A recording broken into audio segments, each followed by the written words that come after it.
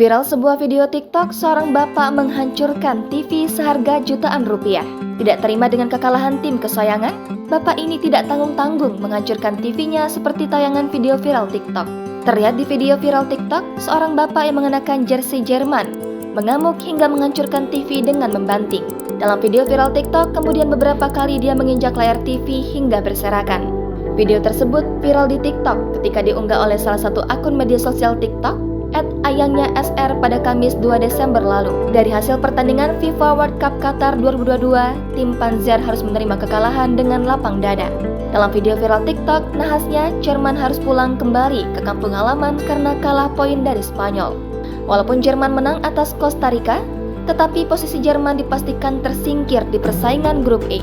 Hal tersebut membuat banyak penggemar tim Panzer merasa kecewa dengan hasil di babak penyisihan.